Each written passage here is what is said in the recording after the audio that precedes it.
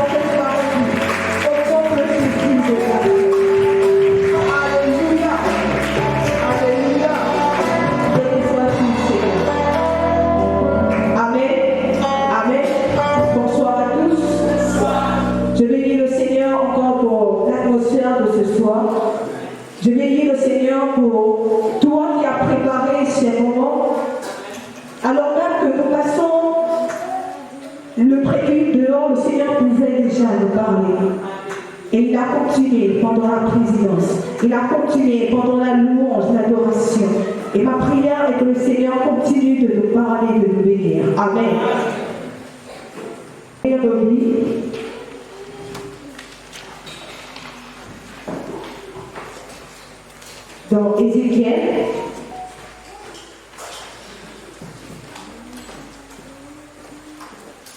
Ézéchiel, chapitre 37, du verset 1 à 10. Je lis la parole de Dieu dans le livre d'Ézéchiel, chapitre 37, du verset 1 à 10, dans le nom de Jésus. La main de l'Éternel fut sur moi, Et l'Éternel me transporta en esprit et me déposa dans le milieu d'une vallée remplie d'ossements. Il me fit passer auprès d'eux, tout autour, et voici, ils étaient fort nombreux à la surface de la vallée, et ils étaient complètement secs. Verset 3. Il me dit, Fils de l'homme, ces eaux pourront-ils revivre? Je répondis, Seigneur éternel, tu le sais. Il me dit, prophétise sur ces eaux. Et il dit, et dis-leur, ossements desséchés, écoutez la parole de l'Éternel. Ainsi parle le Seigneur, l'Éternel, à ces eaux. Voici, je vais faire entrer en vous un esprit, et vous vivrez. Je vous donnerai des nerfs, je ferai croître sur vous de la chair, et je vous couvrirai de peau. Je mettrai en vous un esprit, et vous vivrez. Et vous saurez que je suis l'Éternel. Verset 7. Je prophétisais selon l'ordre que j'avais reçu. Et comme je prophétisais, il y eut un bruit. Et voici, il se fit un mouvement, et les eaux s'approchèrent les uns des autres. Verset 8. Je regardais, et voici, il leur vint des nerfs, la chair crue, et la peau les couvrit par-dessus. Mais il n'y avait point en eux d'esprit. Verset 9, il me dit, prophétise et parle à l'esprit. Prophétise, fils de l'homme, et dis à l'esprit, ainsi parle le Seigneur, l'Éternel. Esprit, viens des quatre vents, souffle sur ces morts, et qu'ils revivent. Verset 10, je prophétisais selon l'ordre qu'il m'avait donné, et l'esprit entra en eux, et ils reprirent vie. Et ils se tinrent sur leurs pieds, c'était une armée nombreuse, très nombreuse. Alléluia. Amen. Prenons place. Le thème de notre séminaire est c'est encore possible. C'est encore possible. Ça signifie qu'il existe toujours une possibilité. Une possibilité de réussir. Une possibilité de changer une situation, malgré les difficultés ou les délais. Alléluia, c'est encore possible. Je voudrais attirer l'attention de quelqu'un ce soir, en lui disant à tes résolutions dépendra le succès. Nous sommes dans une année exceptionnelle. Bien-aimés, je pèse mes mots. Nous avons eu la convention récemment et le thème était voici venue la saison de ton miracle. Bien-aimés, j'ai expérimenté le miracle de Dieu. Alléluia. Alors que le serviteur de Dieu est en train de parler de sa part lors de cette convention, bien-aimés, j'ai saisi ma grâce. Soyons sensibles à ce que l'Esprit dit à l'Église.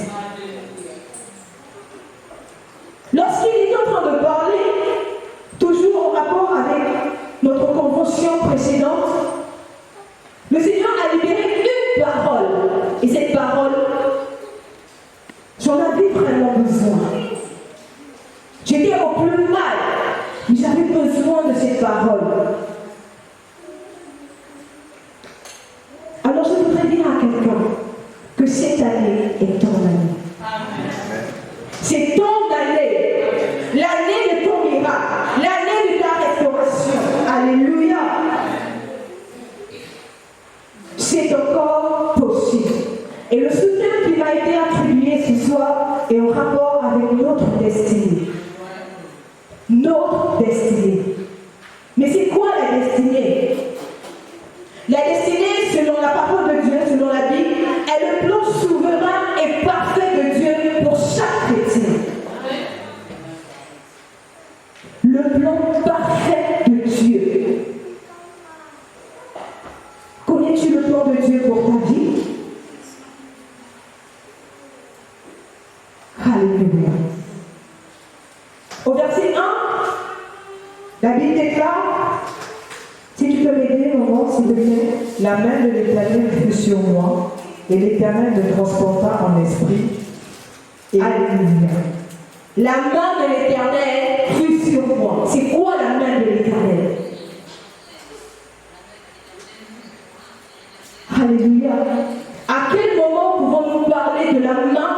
Pouvons-nous dire que la main de l'Éternel est sur quelqu'un?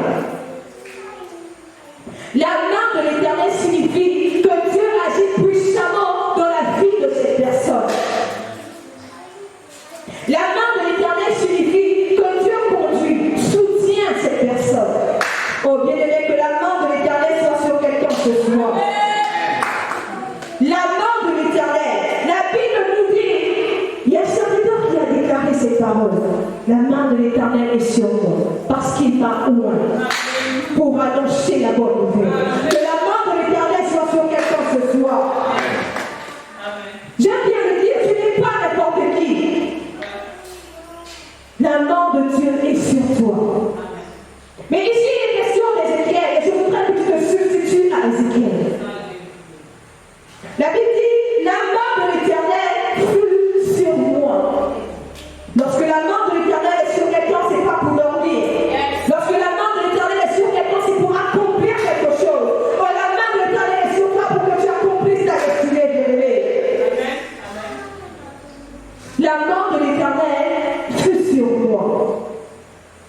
Et l'Éternel me transporta en esprit. Et l'Éternel me transporta en esprit. Bien-aimé, c'était une vision. C'est quoi la vision? La vision est la perception claire de ce que Dieu veut accomplir dans une vie ou une communauté.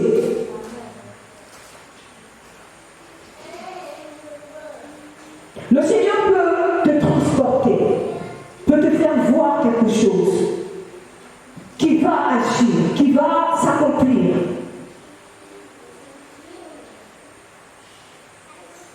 La main de l'Éternel fut sur moi. La main de l'Éternel est sur quelqu'un ce soir. Et l'Éternel me transporta en esprit et me déposa dans le vieux grand vallée rempli d'ossements. Et me déposa. Et l'Éternel me transporta en esprit. Et me déposa dans le milieu d'une vallée remplie d'ossements. Alléluia. Lorsqu'on parle de vallée, j'ai apprécié ce que la servante de Dieu a dit concernant la vallée. Ah, bien-aimé, lorsque tu marches dans la vallée de l'ombre de la mort, ne crains aucun mal. Bien-aimé, pour entrer dans ta destinée, il faudrait que tu passes par cette vallée. Ce n'est pas le carrefour, ce n'est pas le terminus, bien-aimé. C'est juste un tremplin.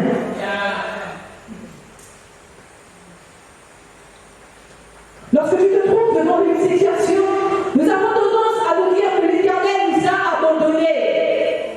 Nous avons tendance à dire que c'est fini pour nous. Mais ce soir, le Seigneur te dit, tu ne fais que passer. Mais avant de passer, avant de traverser cette vallée, il faudra que tu réalises ce qui se passe en ce moment.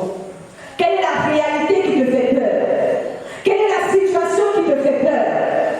Regarde cette situation que Dieu te montre maintenant. Regarde cette situation. Tu t'es longtemps assis là-dessus. Tu te morfonds jour et nuit à cause de cette situation. Le Seigneur permet que tu regardes. Tu ne fais que regarder. Alléluia.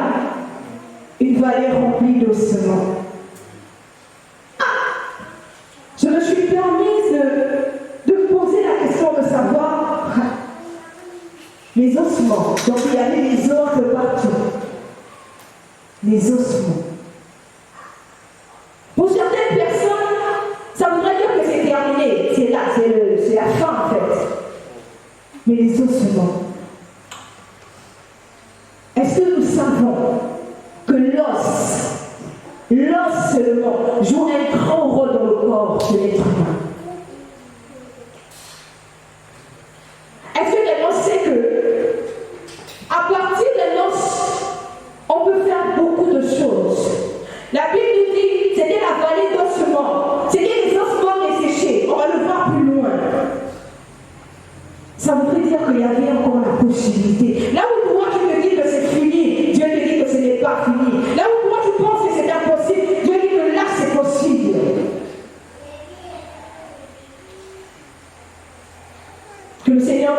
train de parler de la constitution de l'os.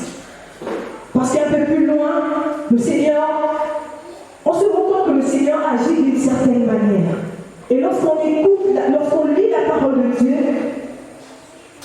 lorsque le Seigneur agit, il agit à partir de quelque chose.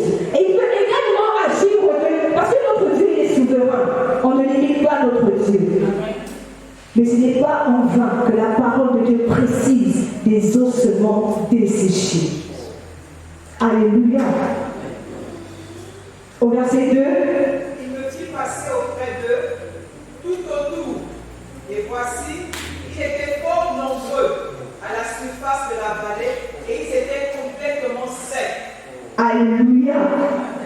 Il me fit passer auprès d'eux.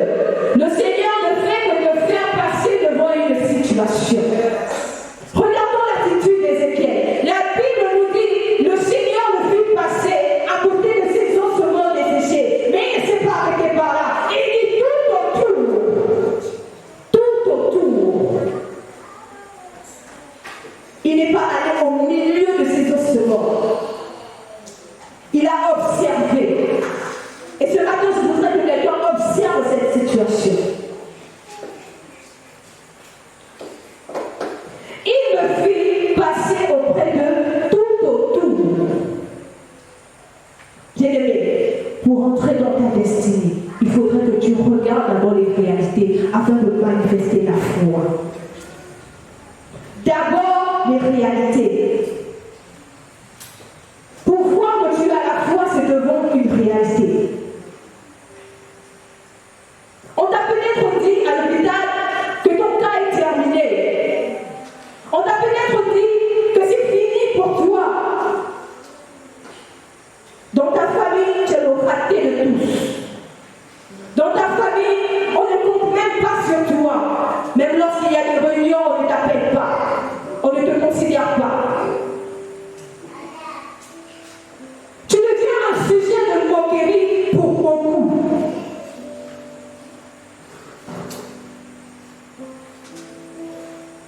Il me fit passer auprès d'eux, tout autour. Le Seigneur voudrait que tu regardes encore cette situation. Ce soir, il est question que quelqu'un rentre pleinement dans sa destinée. Il est question que tu rentres dans le plan que Dieu a placé pour toi, établi pour toi.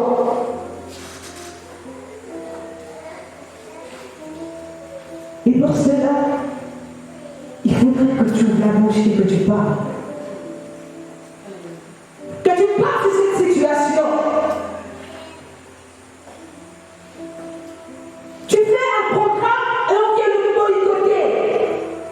Tu as des projets et des personnes qui sortent de nulle part de venir le boycotter. Plus jamais.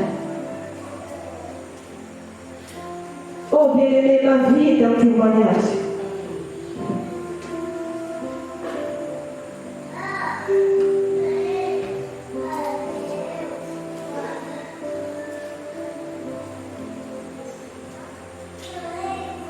Alléluia. Lisons la parole de Dieu au verset 2. Verset 2. Il me fit passer auprès d'eux, tout autour. Et voici, ils étaient fort nombreux à la surface de la vallée. Et ils étaient complètement secs. Alléluia. Bien-aimé, rien n'est trop mort pour Dieu.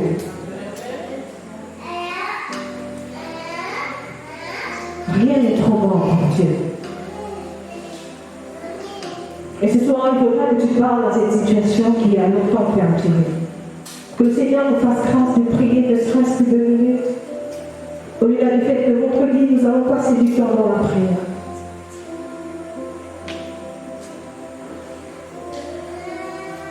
Alléluia. Au verset 3. Verset 3. Il me dit, Fils de l'homme, ces eaux pourront-ils revivre? Je répondis, Seigneur éternel, tu le sais. Alléluia. Il me dit, Fils de l'homme, ces eaux pourront-ils revivre? Je répondis, Seigneur éternel, tu le sais. Bien aimé, dans les situations, à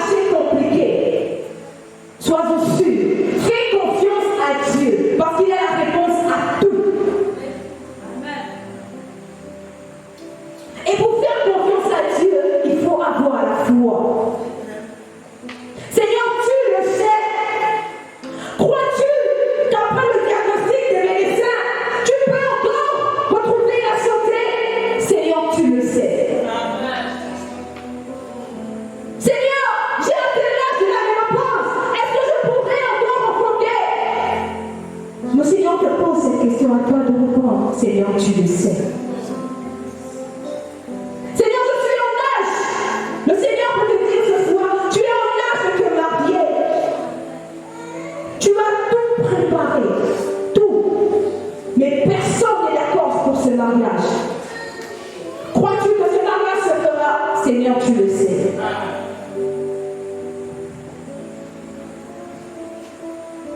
Seigneur, tu le sais. Faisons preuve de foi. Ayons confiance en Dieu. Peu importe les situations. Seigneur, tu le sais. Le Seigneur connaît toutes choses. Toutes choses. Il est le Créateur. Donc il connaît tout ce qui se passe dans sa création. Quelqu'un s'est amusé à dire que Dieu n'est pas dans le temps parce que c'est lui qui a créé le temps. Mais je vais te dire ce soir, bien-aimé, fais confiance à Dieu. Sois-en sûr, les hommes vont toujours te décevoir.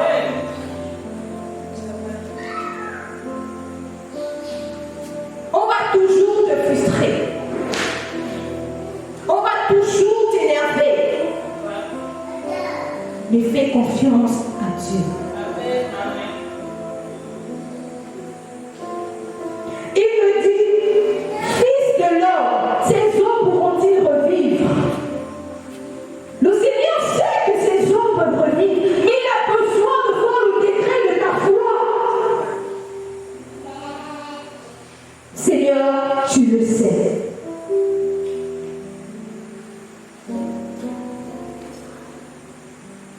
Au verset 4. Verset 4, il me dit, prophétise sur ces eaux. Alléluia. Prophétise sur ces eaux. Prophétise sur cette situation. Bien-aimé qui est trop mal pour toi. Prophétise, bien-aimé, par rapport à ce problème. Ta bouche est un outil pour ta destinée. Ouvre la bouche et parle par rapport à cette situation. Personne ne le fera mieux que toi.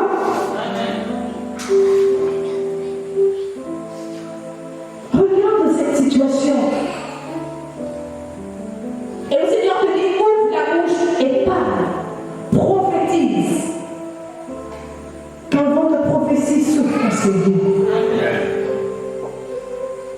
Toi qui es longtemps resté la bouche fermée, le Seigneur te dit, c'est le moment d'ouvrir la bouche et de prophétiser sur cette situation.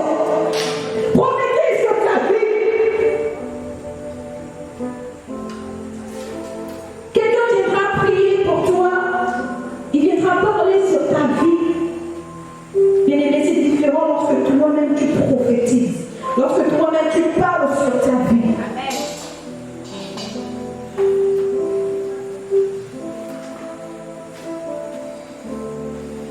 Verset 4, il me dit, prophétise sur ces eaux et dis-le, ô semences desséchées, écoutez la parole de l'Éternel. Alléluia. Je voudrais que quelqu'un déclare la vie sur tout ce qui est mort. Tu as longtemps accepté cette situation. Jusqu'à ce que tu t'es même approprié ce problème. Tu dis mon problème, ma maladie. Non, bien-aimé, cette maladie, ce problème.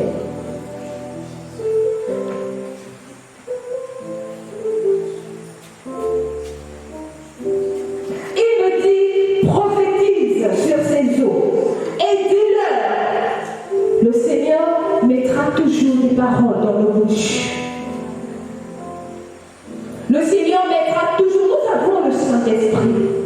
La main de l'Éternel est sur nous. Le Seigneur mettra toujours des paroles.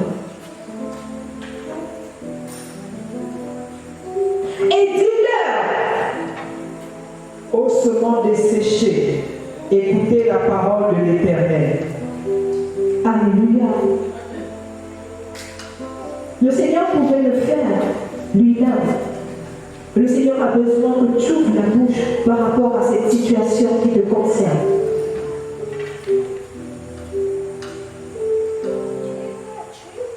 Prophétise.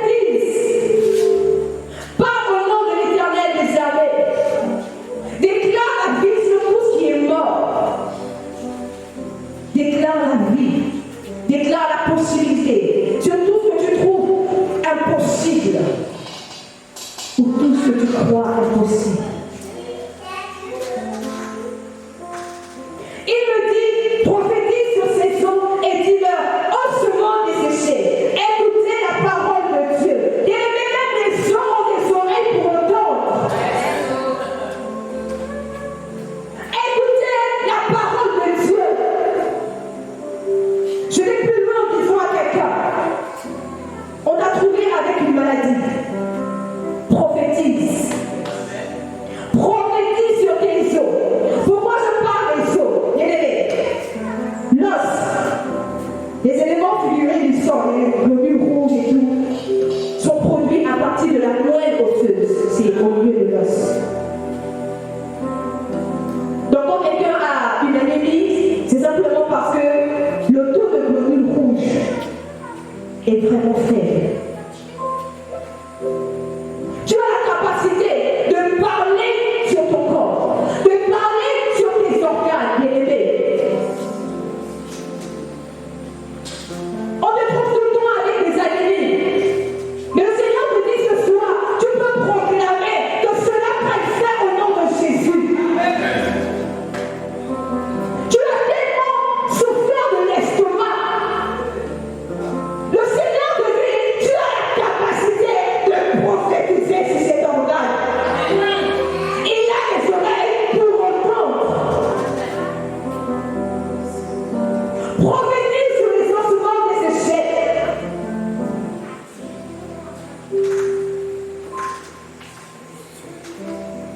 La Bible dit, il me dit, prophétise sur ces eaux et dis-leur, ossements desséchés, écoutez la parole de l'Éternel. Bien-aimés, les situations par lesquelles tu passes dans les oreilles pour entendre. Prophétise, parle au nom de l'Éternel des armées. Alléluia.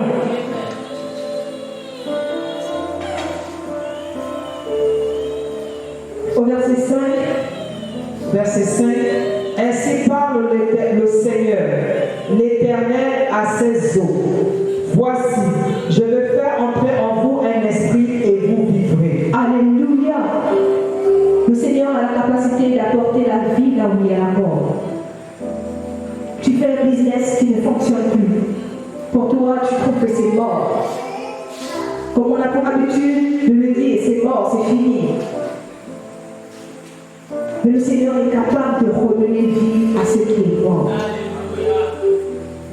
La main de l'Éternel est sur toi. Alors tu as la capacité de prophétiser par rapport à cette situation, par rapport à ton travail, par rapport au domaine où tu exerces. Prophétise. C'est encore possible. C'est encore possible de prophétiser sur ta destinée. C'est encore possible de redonner vie à tout ce qui est mort. C'est encore possible. C'est encore possible.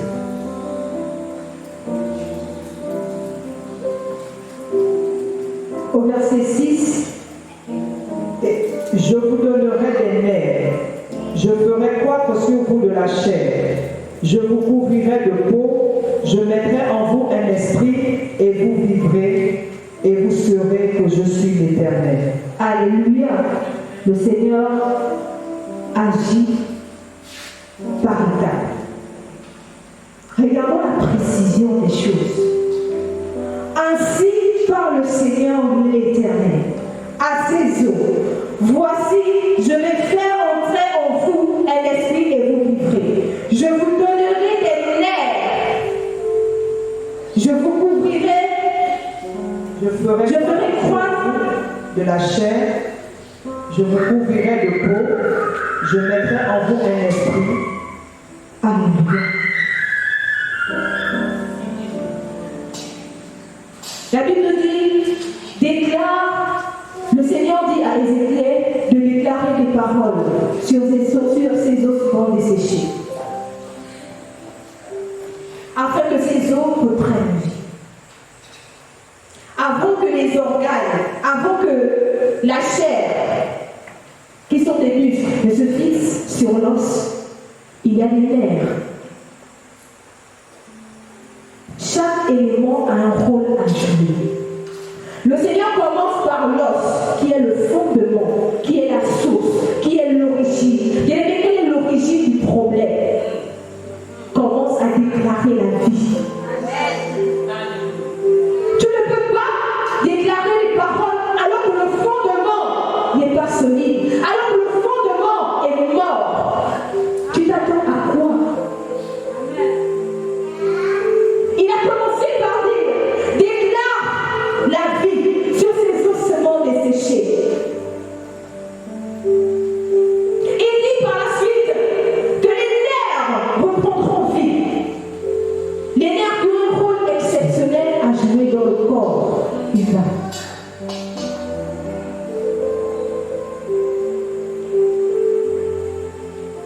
Ces nerfs-là ont un rôle de motricité. Ça voudrait dire que pour que tu fasses certains mouvements, il faudrait que les nerfs soient vivants.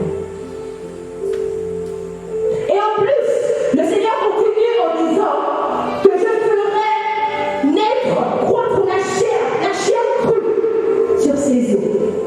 Bien aimé, si l'os est mort, la chair se fixe sur quoi? Pour donner forme à ta vie, pour donner forme à ton corps, il faudrait que l'os soit vivant. Le Seigneur commence par la profondeur avant de venir sur l'extérieur.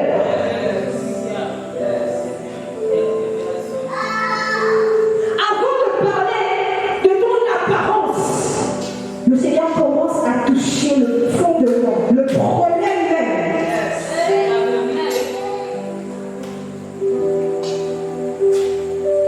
Il y a des personnes qui s'amusent même à dire que moi je connais le Seigneur, je sers le Seigneur, j'aime le Seigneur.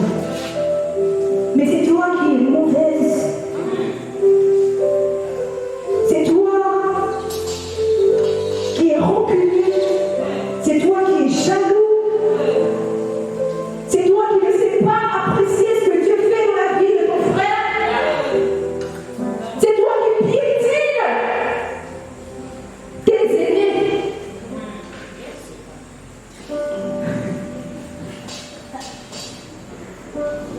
Le fondement, la base, l'origine. Et le Seigneur nous dit ici, je vous donnerai des nerfs, je ferai croître sur vous de la chair, je vous couvrirai de peau. Après que le fondement, après que la base même soit restaurée, le Seigneur continue, il continue, il continue. Après les os, les nerfs, la chair, la peau. Solide. Quel est ton fondement en ce qui concerne ta vie? Quel est le fondement, la base même de ce que tu qualifies comme problème? Demande au Seigneur de donner la vie là où il avance.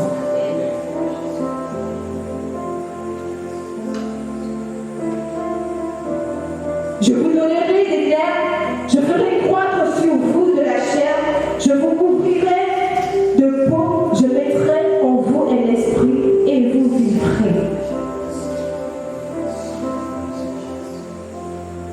Que la main de l'Éternel qui est sur quelqu'un ce soir est quelqu'un à être prophète dans sa vie ce soir. Tu as longtemps toléré les situations. Tu t'es longtemps assis sur des problèmes qui ne te concernent même pas. Bien-aimé, ce n'est pas ton combat. Ce n'est pas ton combat. Ils te feront la guerre, mais ils ne te vaincront jamais. Jamais, bien-aimé, jamais. Même si tu deviens un sujet de moquerie, pour ces personnes-là qui font même semblant de t'encourager, aïe.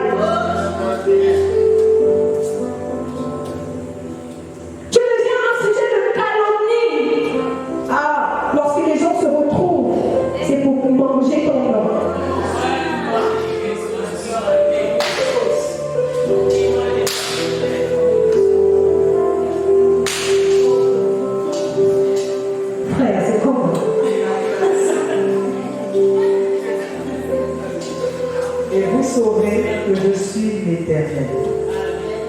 Tout cela pour la gloire de Dieu. Tout pour sa gloire. Et vous saurez que je suis l'Éternel. Bien-aimés, regardons l'attitude du roi Nebuchadnezzar. Il a glorifié le Dieu de Daniel. C'est lui qui a envoyé Daniel, Meshach et Abednego dans la fournaise ardente. Mais il s'est posé la question de savoir quel est ce Dieu-là. Et la Bible précise que le roi a commencé à bénir le Dieu de Daniel. Bien, mais ceux-là qui te font la guerre glorifieront Dieu pour toi.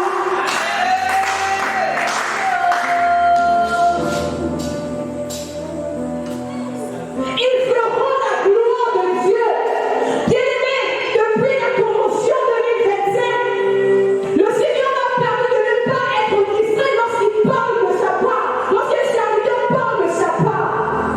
Avant de venir au Seigneur, je voudrais exhorter quelqu'un à préparer les moments chez lui. C'est encore possible. Est-ce que tu crois vraiment que c'est encore possible pour toi?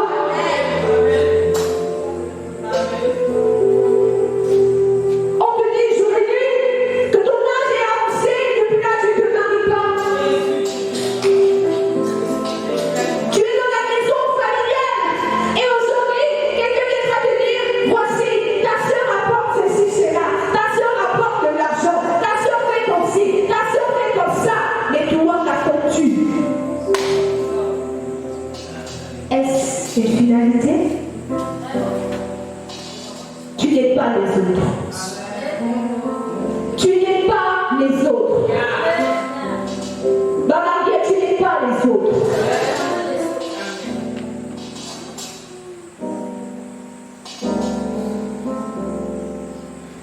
Verset 7. Je prophétisais selon l'ordre que j'avais reçu, et comme je prophétisais, il y eut un bruit. Alléluia. Reprends s'il te plaît. Je prophétisais selon l'ordre que j'avais reçu. Amen. L'obéissance à la voix de l'Éternel, aux recommandations de l'Éternel. Prophétise. Le Seigneur te le dit ce soir. Prophétise. Prophétise selon les recommandations de l'Éternel. Alléluia.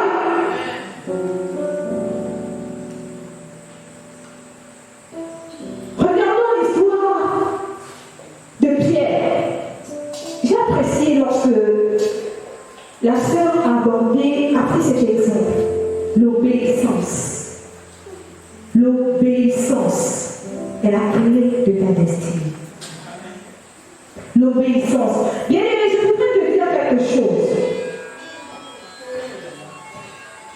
Il y a des situations prématurées. Des situations qui arrivent avant le temps. Le Seigneur a déclaré des paroles sur ta vie. Il a dit, tu te marieras, tu feras des enfants, tu feras ceci, tu feras cela, tu me serviras, tu feras comme ci, tu feras comme ça. Mais tu as l'impression que ce qui se présente à l'horizon n'a rien à voir avec ce que Dieu a proclamé pour toi. Des situations prématurées. Il a dit tu vivras. Il a dit tu feras des enfants et des petits-enfants. Il a dit ceci. Il a dit cela. Mais tu résonnes au fond de toi parce que tu vis une situation contraire à tes attentes. Oui, je veux le dire, à tes attentes. Le Seigneur permet que tu passes à côté de cette vallée. C'est juste pour te forcer, pour voir le degré de ta foi. À tes résolutions répondra le succès. Je prophétisais, verset 7, selon l'ordre que j'avais reçu. Et quand je prophétisais, il eut un bruit. Et voici, il se fit un mouvement et les eaux s'approchèrent les uns des autres. Alléluia. Maman, reprends ce verset, s'il te plaît. Je prophétisais selon l'ordre que j'avais reçu. Et comme je prophétisais, il eut un bruit. Et voici, il se fit un mouvement et les eaux s'approchèrent les uns des autres. Alléluia. Maman, relis ce verset. Je prophétisais selon l'ordre que j'avais reçu. Et comme je prophétisais, il eut un bruit. Et voici, il se fit un mouvement et les eaux s'approchèrent les uns des autres. Est-ce que tu dois acclamer le Seigneur, s'il te plaît?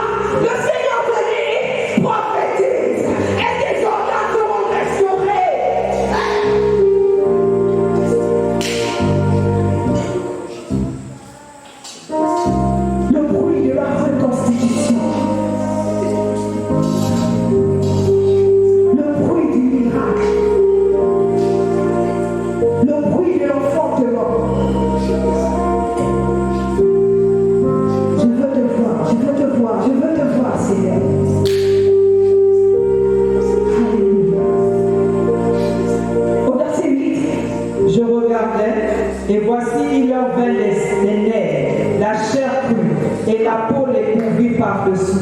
Et il n'y avait point en eux l'esprit. Bien-aimé, la prophétie n'était pas encore terminée. Il fallait la vie après la reconstitution. Il fallait la progression après la reconstitution. Tu as tout réuni, tu as tout mis en place pour redonner la forme à quelque chose. Mais il manque la vie. Prophétise, bien-aimé.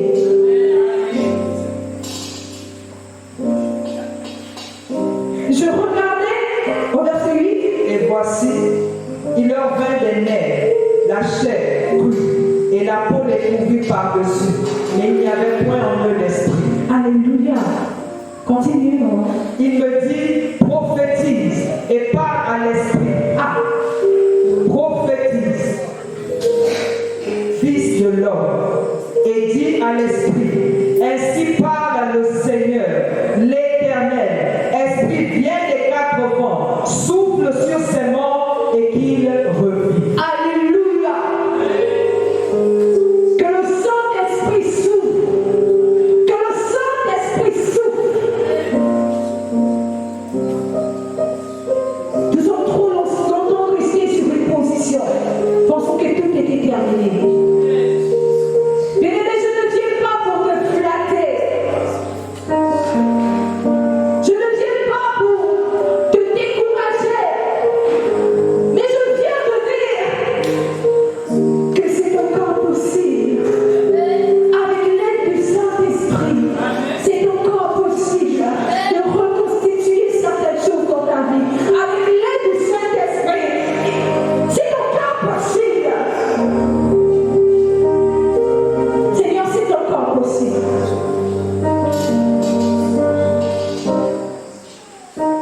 Tu fais bien.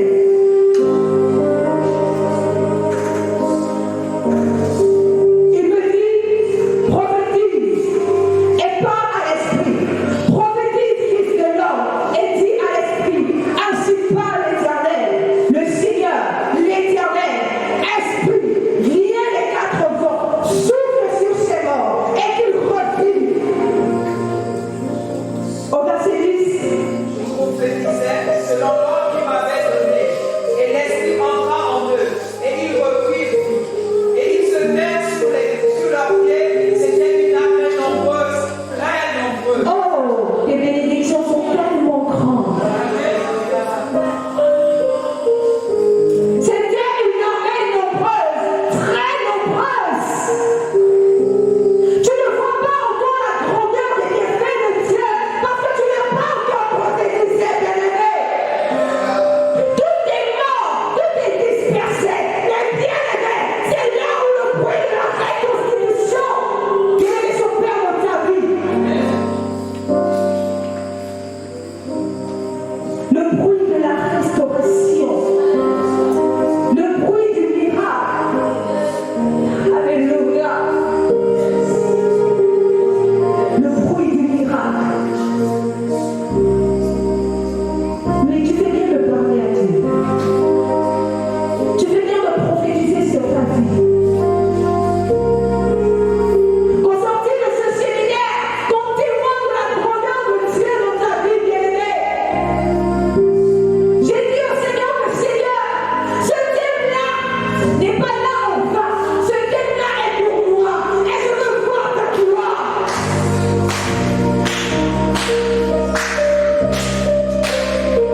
Les chefs m'ont dit que là, ce n'est plus possible. Mais je mets mon Dieu à l'épreuve. Soit tu sers Dieu, soit tu ne le sers pas. Je n'ai peut-être pas assez de force aujourd'hui de témoigner. Ma vie est un témoignage et je bénis Dieu que par ce séminaire, tout ce qui était impossible, bien-aimé, devienne possible. Que nous sortons de ce séminaire avec un témoignage. Oh, ça fait longtemps que j'ai entendu des témoignages ici. Le Seigneur opère dans ta vie et tu restes silencieux. Le Seigneur nous donne la force. Il y a des personnes qui sont très sensibles. Lorsqu'il s'agit de témoigner de la grandeur de Dieu, le Seigneur fortifie ces personnes. Tu es bon, Seigneur. Tu es bon, Éternel.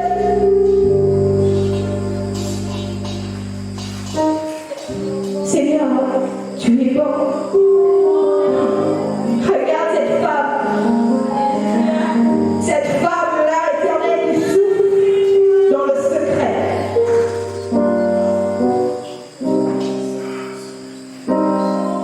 le bruit de la restauration, le bruit de la reconstitution,